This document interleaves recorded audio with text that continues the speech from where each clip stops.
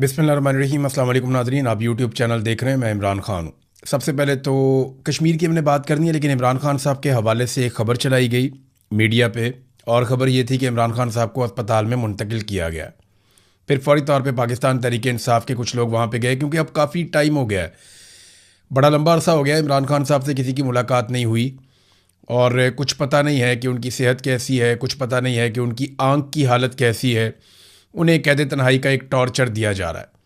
देखें, अगर इमरान खान साहब के ऊपर जितने मुकदमात हैं, फ़र्ज़ कर लें एक लम्हे के लिए कि वो दुरुस्त हैं, लेकिन इसके बावजूद क्या आप एक कैदी के तमाम हकूक़ छीन सकते हैं? इमरान खान साहब को नाकर्दा जराइम की सज़ा दी जा रही है। यानी किसी भी अदालत ने कभी भी ये नहीं कहा कि इमरान खान को कैद तन्हाई में रखा जाए। कैद तन्हाई खुद एक टॉर्चर है, और किसी अदालत ने इमरान खान साहब पे टॉर्चर करने का हुक्म नहीं दिया, या अपने फ़ैसले में ऐसी कोई बात नहीं कही। और ये कितना बड़ा टॉर्चर है, मैं ज़ाती तौर पे समझता हूँ, क्योंकि मैं 5 महीने तक बिल्कुल अकेला था। एक छोटी सी कार के अंदर, एक छोटी सी जगह पे उन्होंने मुझे फेंक दिया था, और मैं 5 महीने तक बिल्कुल अकेला था।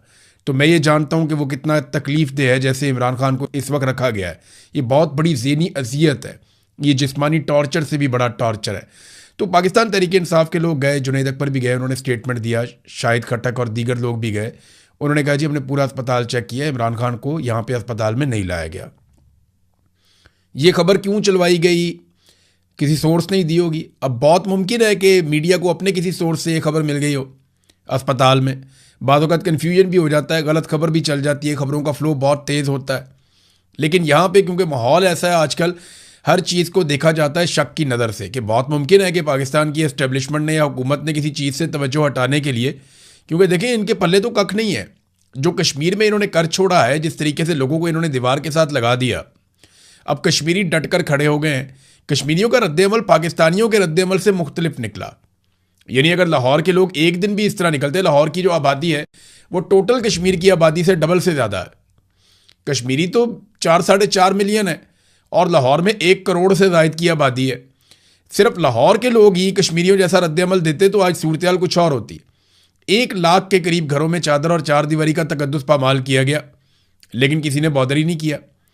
और कश्मीर में जब पुलिस जाती है या एफसी जाती है, वहाँ सिक्योरिटी फोर्सेस के लोग जाते हैं, वो जब चादर और चारदीवारी का तकद्दुस पामाल करने लगते हैं, लोगों को गिरफ्तार करने की कोशिश करते हैं, तो अभी कोटली से ताज़ा मनाजिर आए हैं। इससे पहले कई इलाकों से मनाजिर आ रहे हैं कि लोग पुलिस को ही घेर लेते हैं।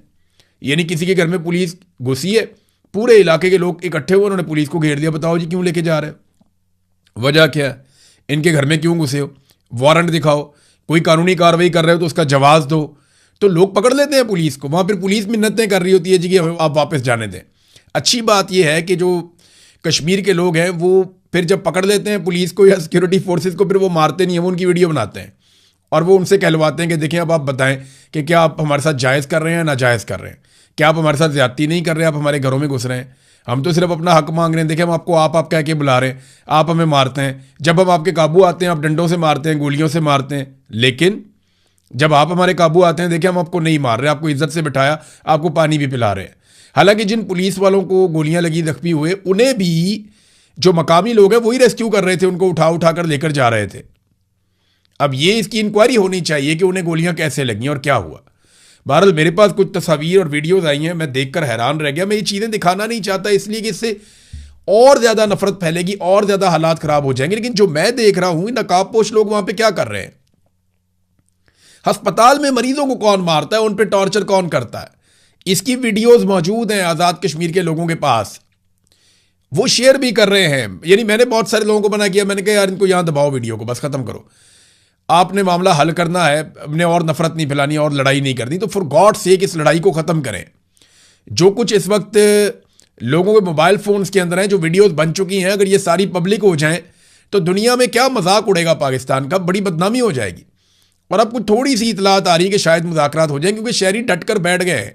इस वक्त की सिचुएशन क्या है वो मैं आपके सामने पहले रख देता हूँ ताकि आपको आइडिया हो जाए। अवामी जॉइंट एक्शन कमेटी का एक अकाउंट है, वहाँ से जो खबर आती है ऑफिशियली वो ये है कि लॉकडाउन और लॉन्ग मार्च जारी है, आर्जी तौर पर रावलाकोट शहर के अतराफ दर्दे दिए गए हैं, हम हिकमत अमली के साथ आगे बढ़ रहे हैं, अफवाहों पर बिल्कुल ध्यान ना दें, क़यादत के फ़ैसलों को फॉलो करें, बरसती हुई गोलियों में पुरअमन रहकर हम हुक्मरानों को आसाबी शिकस्त दे चुके हैं, लॉन्ग मार्च ख़त्म होगा और हमारे तस्लीम शुदा मुतालबात पर अमल करने पड़ेंगे। और जब तक आखिरी कश्मीरी जिंदा है ये लॉन्ग मार्च जारी रहेगा। उमर नज़ीर कश्मीरी ने यह कहा। एक और स्टेटमेंट उमर नज़ीर कश्मीरी के अपने अकाउंट से भी आया हुआ है। वो ये कहते हैं कि लॉकडाउन और लॉन्ग मार्च जारी है। आर्जी तौर पर रावला कोट शहर के अतराफ धरने दिए गए हैं। हम हिकमत अमली के साथ आगे बढ़ रहे हैं। अफवाहों पर बिल्कुल कान ना धरें, क़यादत के फ़ैसलों को फॉलो करें। हम पुरअमन रहकर हुक्मरानों को आसाबी शिकस्त देंगे। लॉन्ग मार्च ख़त्म होगा और एक ही सूरत में ऐसा मुमकिन है कि लॉन्ग मार्च ख़त्म हो जाए कि हमारे जो मुतालबात हैं जिनको पहले तस्लीम किया गया था उन पर अमल दरामद करो। नहीं तो जब तक आखिरी कश्मीरी ज़िंदा है तब तक ये मार्च ज़िंदा रहेगा। फतह की सिमत मुत्तहिद, बड़े चलो। ये जनाब एक ट्वीट सरदार उमर नज़ीर का जो ऑफिशियल अकाउंट है वहाँ से एक ट्वीट किया गया है। तो इस वक्त सिचुएशन ये है कि लॉन्ग मार्च और धरने जारी हैं और रावला कोट को तीनों तरफ से घेरा हुआ है लोगों ने और वहाँ पे लोग बैठे हुए हैं बहुत बड़ी तादाद में, हज़ारों की तादाद में।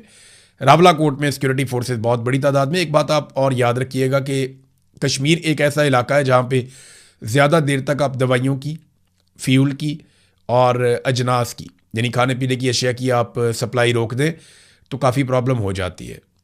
तो हुकूमत को जल्दी ये सारी चीज़ें हल करनी पड़ेंगी। हुकूमत को जल्द अज जल्द इन मामलात को निपटाना पड़ेगा। वो ज़्यादा दिनों तक इस सिचुएशन में नहीं रह सकते और ये एक आसाब की लड़ाई होती है। इस वक्त आसाब की लड़ाई है।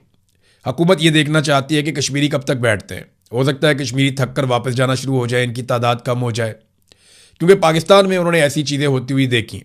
उन्होंने देखा जब धरने पे लोग बैठ गए तो थोड़े अरसे में वो कम होते होते आहिस्ता आहिस्ता कम होना शुरू हो गए और फिर वो लोग शाम को आ जाते थे, सुबह चले जाते थे। पाकिस्तान में हर तरह के धरने में हर जगह पे यही ट्रेंड देखा गया। लेकिन कश्मीरी जो है वो सारे काम काज छोड़ के वो वहाँ आकर बैठ गए। मैंने आपको इससे पहले बताया था कि रावला कोट और सराउंडिंग में लोगों ने एक महीने का राशन इकट्ठा कर लिया। कई लोगों ने इससे ज़्यादा का राशन भी इकट्ठा कर लिया। मुझे कई मेरे सहाफ़ी दोस्त हैं उन्होंने बताया था